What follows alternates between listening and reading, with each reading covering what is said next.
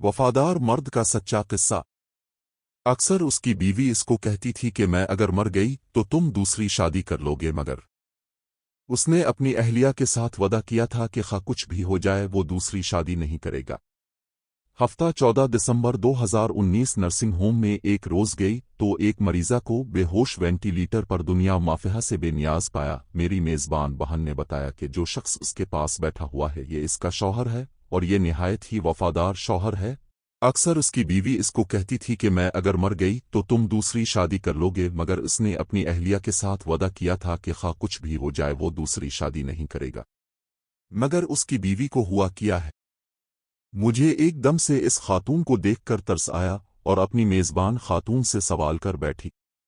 ये शुगर की मरीजा थी और साथ साथ हाई ब्लड प्रेशर भी रहता था। स्ट्रोक हुआ तो दिमागी तवाजुन के साथ साथ टांगों से माजूर भी हो गई थी। डॉक्टरों ने काफी अरसे से जवाब दे दिया है और चाहते हैं कि यह खातून वेंटिलेटर से आज़ाद हो जाए।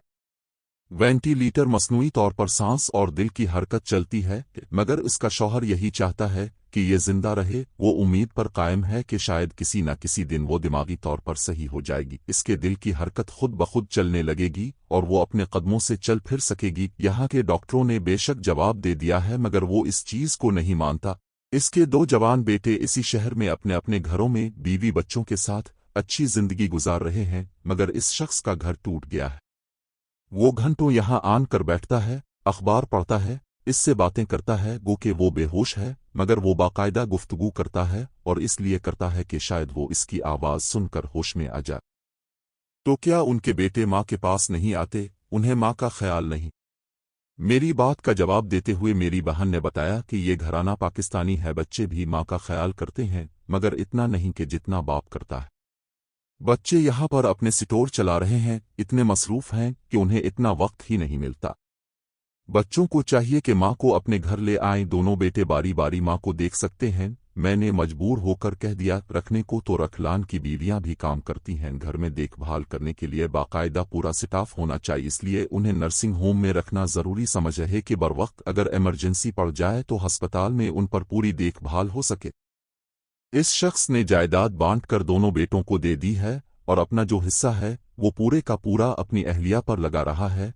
एक प्राइवेट नर्स रात के लिए और एक नर्स दिन के लिए मुकर्रर की हुई है। यहाँ पर इलाज मुआवजा वैसे ही इतना महंगा है, मगर यह शख्स पानी की तरह पैसा अपनी अहलिया पर लिटा रहा है कि शायद ये बच जाए। इसे खुद भी यकीन नहीं है कि बच भी जाएगी कि नहीं, मगर जब तक सांस तब तक आस वाली बात है। वो उम्मीद का दामन पकड़े हुए है और हर वक्त अपनी बीवी की सेहत याबी की दुआ करता रहता है।